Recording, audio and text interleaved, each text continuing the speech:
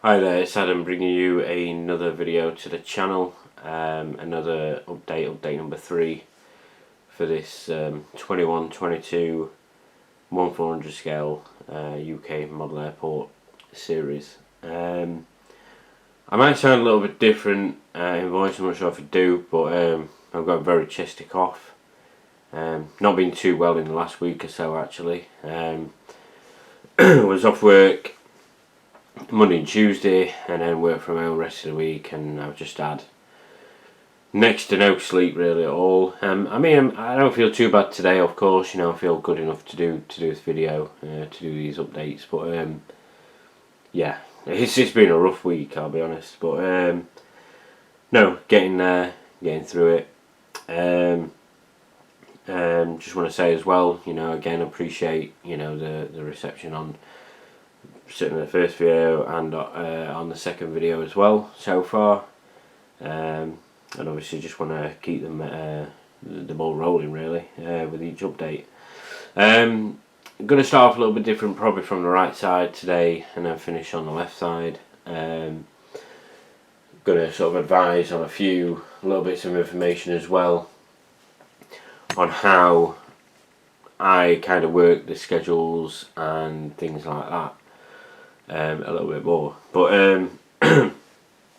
if we get into the update straight off the bat, then we can get into it. So starting off on the far side, of course, following on from the previous two updates, all focused on the same day, which is Monday. This time period update is focused on around about the 10 o'clock period of the day, 10 AM. So we're all probably a bit too familiar now with this Southern Air, which is just sat, waiting for its departure. As previously mentioned, sort of around about 11 o'clock at night. So it is just there for a long duration. But as a reminder, this is the only day this occurs, from Sunday to late Monday. It's the only day that it stays in all day, so it won't be seen throughout the week, which frees up obviously that stand that aircraft is positioned on. Next to that, having just arrived from Houston, got the Cargolux 7478F, registration Lima X-Ray Victor Charlie Foxtrot, as CV8617. Arrived from Houston and will go outbound back to base to Luxembourg. And then if we zoom out, focus on this TUI Dreamliner. So in the previous update, we would have seen this arriving. So this is TUI 787-9, registration Golf Tango Uniform Indian Mike, having arrived from Cancun. This is heading out to Montego Bay, pretty much ready for departure, not far off departure time. Operating as Bravo Yankee 164. Next to that, we have this Play A320neo, registration Tango Foxtrot Papa Alpha, operating from Reykjavik as OG810 on the inbound and 811 on the outbound. Pretty much halfway through turnaround this moment in time. Certainly a striking livery in the kind of all red kind of scheme, and certainly adds a splash of vibrant colour to the concept. Taxiing in, we have this KLM E195E2, registration Papa Hotel November X-Ray Echo, arriving from Amsterdam as KL1073. And then on the far side, we have this Delta Airlines 757-200 operating as DL208 on the inbound and DL123 on the outbound. Arrives from New York and heads out to Boston. And just to sort of highlight the general concept of how I work my schedules, in a sense, not so important for you guys, but I think it's worth mentioning. All my schedules are listed in arrival time order, which means different aircraft will have different turnaround times, which means when I look at an arrival, I do take into consideration that what time that arrives and what time maybe another aircraft departs. So if you look at the last update, we had both we had two Dreamliners in, both of them, and when the Delta 757 arrives, initially I thought, oh, I'll put that next to the TUI Dreamliner in this update, but then I realised actually no, that's not possible, because when that arrives, the Delta 757, the other TUI Dreamliner, which was heading out to Cancun, would still be on stand. Now you might be thinking, well, you know, the Play A320neo is positioned there, and that's true, but in that time, by the time that Play A320neo comes in, the other TUI Dreamliner would have departed, so there's no conflict there. So I do look at the schedules like that. It's not like I just randomly like, yeah, I want to put that there and put that there. I do look at it in a realistic way, probably more than I should, but it's just something I want to do to keep things ticking over and to keep things, in as realistic as it can be in my world, in my mind, and it is something that really helps me do the updates as well. So that I'm not. It's kind of like, you know what I mean, it helps me kind of randomise stuff a little bit more often. Also, I just want to highlight as well, I think I might have mentioned this already, but when there are multiple aircraft in a fleet, so there's quite a few airlines that we have, I will count how many registrations there are in terms of what I can rotate with, and then just random number generate a number, and then whichever number that falls on, that'll be the registration that it will be. So all the registrations are kind of in, I don't know, alphabetical order. If I actually know, they might not be in alphabetical order, but for the most part they are. Well, however they're listed, I'll just randomise the numbers, and then whatever number comes up, that'll be the registration I'll pick. Sort of no ifs and buts, it is what it is. So again, that's something else, how I'm trying to rotate where possible in each update which aircraft we're going to use. Of course, there are some limitations here and there. For instance, there's some schedules that, you know, I can't do anything with rotation wise because I've only got one of that model or one of that airline. There might be some models created as well that I haven't got yet in my collection that I could look into getting. But yeah, that's something to look at further down the line, certainly.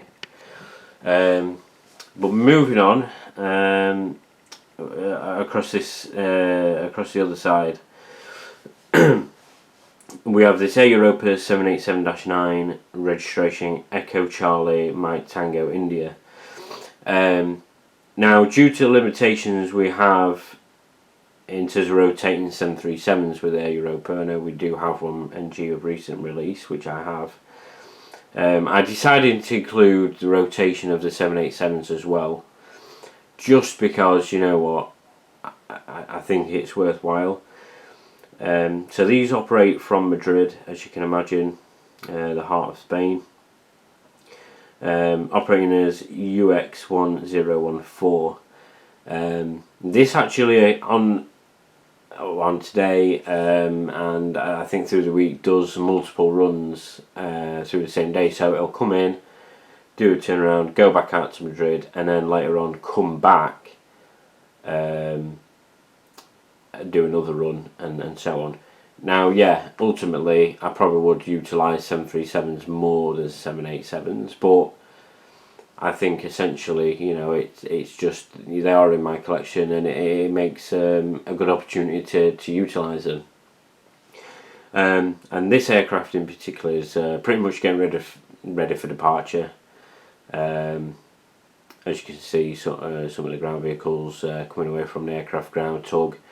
The tail bar there will be connected soon, and things like that. So yeah, I think it's important to kind of use that and make the most of what you've got in your collection, really, where possible.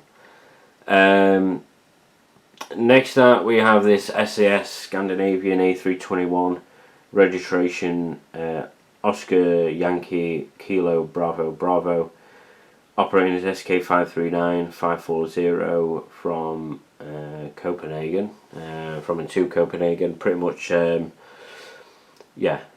halfway through the turnaround on this occasion. Next up we have this lot Polish 737 MAX 8 registration SPLVA, operating a service from and to Warsaw as L0281-282. This actually, I should have said LO281-282. Again, this is, I think there is another lot Polish 737 MAX available in 1/400 scale, but at the moment, again, this is the only one I have in my fleet, in my collection, so it's the only one I can use. Same with the Aer Lingus A321 in the background, which has been, as you know, positioned since the first update, I believe, which operates the run to New York. This will be the last update where this Aer Lingus A321 features, so next update, by that point it will have departed, because the next update will be around about 2 o'clock, and so on. But yeah, this is what I mean. So certain schedules are limited at the minute on my collection in terms of, you know, what I can feature, because I haven't got the means to rotate, but it's not so bad such, especially, you know, things that aren't necessarily based here. And then taxiing in, we have this Air France HOP E190 registration Foxtrot Hotel Bravo Lima Romeo, operating as AF 1058. I don't know if you can notice, I've done, I've noticed, told you about this previously. The markings there, you can probably see there's arrows pointing either side. Essentially, if this was extended, which it's not going to be, stands would be on that side as well, on the left side as well. So as much as we are limited to what we can see in terms of the actual concept of the layout, you've got, you know, there's no limit on imagination, and the imagination I had was that actually there are additional stands, which is beneficial, because then it allows me to accommodate, because if you look here on this side, all the stands there are filled. There's no room for another aircraft to park that we can visually see, but that allows for aircraft taxiing in, taxiing out, to maybe utilise stands that are not actually presented, but again, in the figment of imagination, can be utilised in a sense.